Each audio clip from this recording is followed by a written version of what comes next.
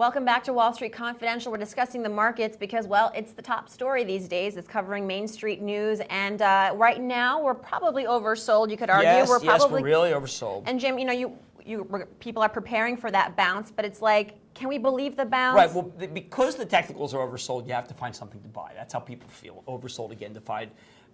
The S&P oscillator that I use below -5. That's historically when you have to buy. The bull bear fewer than 35 bull. That's historically when you have to buy. A lot of fear. You got to buy. VIX up high. You got to buy. So then the problem is, okay, the technicals are telling you to buy. Now what do you buy fundamentally? And everyone's piling the natural gas because those numbers are too low. Ultra petroleum up 3 today. Everyone's powering the fertilizers, despite the fact that there was a report yesterday from Hudson Group, which is this independent arm of Goldman Sachs, coincidentally set up by Elliott Spitzer, that is frankly saying there's a problem in fertilizer because the Russians are dumping. So, you have ag, but maybe ag's under fire. You have natural gas, but it's really extended. You have minerals, but do you really buy minerals when you're going into a deep recession?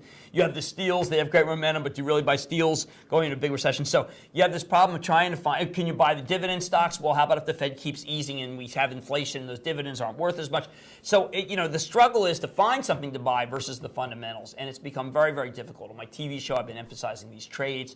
I said the DuPont ahead of tomorrow's meeting, Genentech ahead of tomorrow's meeting, those work.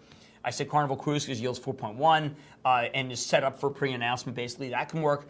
I happen to like for ActionAlertsPlus.com, BP and Verizon. I think those work. They're not going to make any money, but you're going to get paid to wait, and that's good. But the issue is that to force yourself to want to buy something's a very precious thing, and I've been trying to do it for ActionAlertsPlus.com. I got 50,000 that I want to put to work. Okay, but I can't find where to put that 50,000.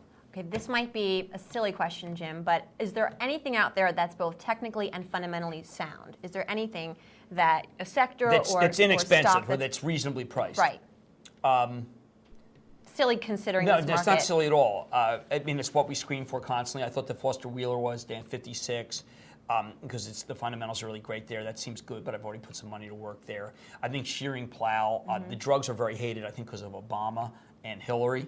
But the drug stocks have just come down to miraculously low levels, but you're going to have to take some pain. They're not going to move up. Those would be the areas I concentrate. And Altria ahead of the breakup was at one point back above 4% yield. The breakup is right in front of you. Those are interesting to me. All right, you're going to have to play rewind for those tickers. Thanks so much, Jim Cramer. This is Wall Street Confidential. Stay tuned.